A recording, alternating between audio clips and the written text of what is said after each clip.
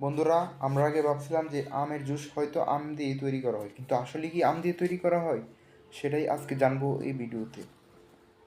আপনি কি জানেন যে ম্যাঙ্গো জুস আপনি আমের রস ভেবে খাচ্ছেন সেটাই কোনো আম নেই? বলেন কি? হ্যাঁ, এটাই সত্যি। আমরা যারা ফ্রুটিকা মাজার মতো জুসকে আমের জুস মনে করে খাই, সেটা পুরোটাই তৈরি হয় মিষ্টি কুমড়া দিয়ে। কিন্তু কিভাবে কিভাবে এই কুমড়া জাদু করে আমের মতো সুগন্ধি ও সুস্বাদু জুসে পরিণত হয়, সেই প্রসেসটাই দেখবো আজকে। এই সময় কম, শুরু করো। ঠিক আছে ঠিক আছে। তবে চলুন চ্যানেলটি সাবস্ক্রাইব করে ভিডিওটি শুরু করা যাক। ধাপ নাম্বার 1, কুমড়া সংগ্রহ ও সংরক্ষণ। জুস বানানোর জন্য প্রথমেই প্রয়োজন পড়ে পাকা মিষ্টি কুমড়া। তার জন্য মিষ্টি কুমড়া সংগ্রহ করা হয় বিভিন্ন কৃষি অঞ্চল থেকে। এই আধুনিক ডিজাইনের ট্রলির মাধ্যমে মিষ্টি কুমড়াগুলো সংরক্ষণ করা হয়। এরপরে সেগুলোকে একটি রোলারের মাধ্যমে গাড়িতে লোড করা হয়। তারপরে সেগুলোকে ফ্যাক্টরিতে নিয়ে আসা হয়। এগুলো তো দেখলেন দেশি মিষ্টি কুমড়া। বিদেশে আরো ছোট ছোট এবং ইউনিক কিছু মিষ্টি কুমড়া চাষ করা হয়, যেগুলো দিয়ে বিদেশে জুস তৈরি করা হয়। দেখতে আমের মতো মনে হলেও এগুলো আসলে মিষ্টি কুমড়া। তারপর সবগুলো মিষ্টি কুমড়াকে ট্রলিতে লোড করে ফ্যাক্টরিতে নিয়ে আসা হয়। আপনারা লক্ষ্য করলে দেখতে পাবেন যে রাস্তা দিয়ে মিষ্টি কুমড়া বোঝাই করা ট্রাক যায়, যা দেখে আমরা মনে করি এগুলো গ্রাম থেকে শহরে নিয়ে যাওয়া হচ্ছে খুচরা বিক্রি করার জন্য। কিন্তু আমাদের ধারণা সম্পূর্ণই ভুল।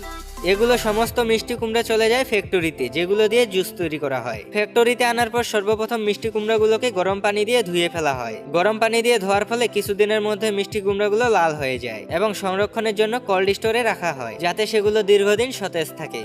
ধাপ নাম্বার 2, কুমড়া কাটিং ও প্রসেসিং। এই ধাপে কুমড়াগুলোকে ছোট ছোট টুকরো করা হয় এবং এর বীজ ও খোসা আলাদা করা হয়। তবে মিষ্টি কুমড়াগুলোকে দুইভাবে কাটিং করা হয়। অটোমেটিক স্লাইসিং মেশিন বা পেলিং মেশিন ব্যবহার করে কুমড়ার খোসা ছাড়ানো হয়, অথবা হাত দিয়েও খোসা ছাড়ানো হয়, যেই প্রক্রিয়াকে বলা হয় ম্যানুয়াল প্রসেসিং। এরপরে কিউব বা স্লাইস কাটার মেশিন ব্যবহার করে ছোট ছোট টুকরো করা হয়, যা পরবর্তী পর্যায়ে ব্লেন্ডিং এর জন্য প্রস্তুত থাকে। তবে কাটার সময় সেপারেটর মেশিন ব্যবহার করে বীজ ও আঁশ আলাদা করা হয়। অনেক ফ্যাক্টরি মিষ্টি কুমড়ার বীজগুলো শুকিয়ে বিক্রি করে, আবার অনেক ফ্যাক্টরি সিড প্রসেসিং প্ল্যান্টে পাঠিয়ে দেয়, যেখানে কুমড়োর বিচিগুলোকে প্যাকেটিং করে বীজ হিসেবে বাজারজাত করা হয়। কিছু ক্ষেত্রে বীজ পশুখাদ্য ও সার তৈরিতে ব্যবহার করা হয়, আবার কিছু কিছু ফ্যাক্টরি এটি বর্জ্য হিসেবে ফেলে দেয়।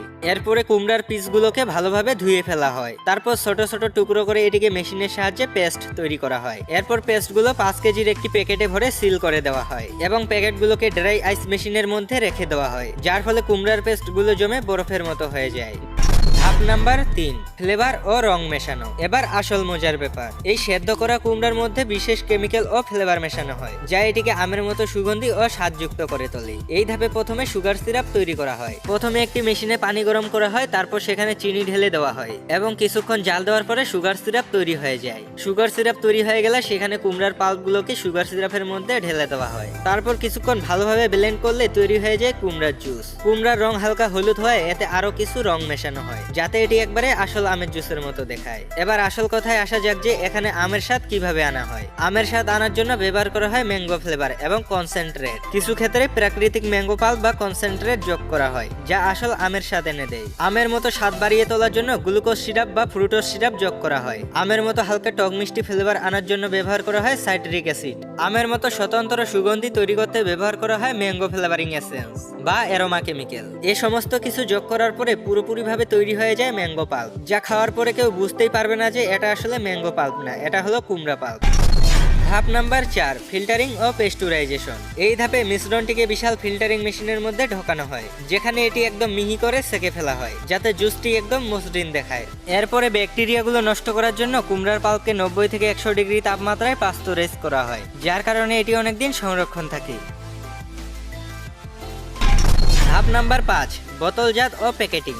এবার এই মিশ্রণটিকে বোতলে ভরা হয়। বোতলে ভরার আগে জুসকে টেস্ট করার জন্য ল্যাবে পাঠানো হয়। ল্যাবে বড় বড় সায়েন্টিস্ট দ্বারা জুসকে টেস্ট করানো হয়, যাতে বোঝা যায় জুসগুলো খাওয়ার উপযোগী কিনা। তারপর সমস্ত টেস্ট কমপ্লিট হয়ে যাওয়ার পর প্যাকিং এর পারমিশন দেওয়া হয়। তবে প্যাকিং করার আগে বোতল তৈরি করা হয়। বোতল তৈরি করার জন্য প্লাস্টিককে 110 ডিগ্রি তাপমাত্রায় মেশিনের ঝাঁজের মধ্যে দিয়ে দেওয়া হয়, আর মেশিন অটোমেটিক বোতল তৈরি করতে থাকে। কিছু বড় বড় বা একাধিক পণ্য উৎপাদনকারী ফ্যাক্টরি নিজেই প্যাকেজিং ম্যানুফ্যাকচারিং ইউনিট স্থাপন করে, আর সেখানে নিজেরাই বোতল তৈরি করে। কিন্তু এটি সাধারণত ছোট বা মাঝারি ফ্যাক্টরিদের জন্য আর্থিকভাবে লাভজনক হয় না, তাই তারা বোতল কিনে নেয়। এবার বোতলগুলো তৈরি হয়ে গেলে ভালোভাবে ভেতরটা পরিষ্কার করে নেওয়া হয়। তারপর বাতাস দিয়ে ভেতরটা শুকিয়ে ফেলা হয়। এরপর বোতলগুলোকে পাঠিয়ে দেওয়া হয় জুস লোড করার জন্য।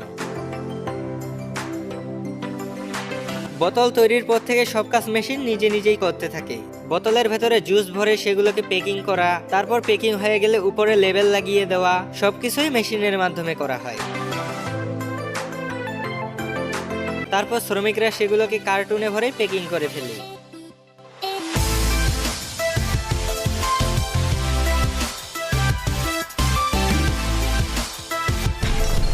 ধাপ নাম্বার 6, বাজারজাতকরণ। অবশেষে এই মিষ্টি কুমড়া জুস বিভিন্ন দোকান ও সুপারমার্কেটে পাঠানো হয়। বড় বড় গাড়ি এসে ফ্যাক্টরি থেকে জুসগুলো লোড করে নিয়ে যায় এবং বাজারে বাজারে ছড়িয়ে দেয়। আমরা যখন বোতল খুলে খাই তখন আমাদের মনে হয় যেন আমরা আসল আমের জুস খাচ্ছি।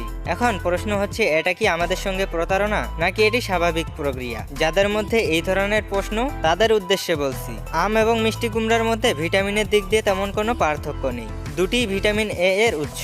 তবে আমের থেকে মিষ্টি কুমড়াতে প্রচুর পরিমাণে ভিটামিন এ থাকে। প্রতি 100 গ্রাম মিষ্টি কুমড়ায় 10,000 IU ভিটামিন এ থাকে এবং প্রতি 100 গ্রাম আমে 550 IU ভিটামিন এ থাকে। অর্থাৎ ভিটামিন এ এর দিক দিয়ে মিষ্টি কুমড়া সবথেকে সেরা। আবার ভিটামিন সি এর দিক থেকে আমে ভিটামিন সি এর পরিমাণ বেশি।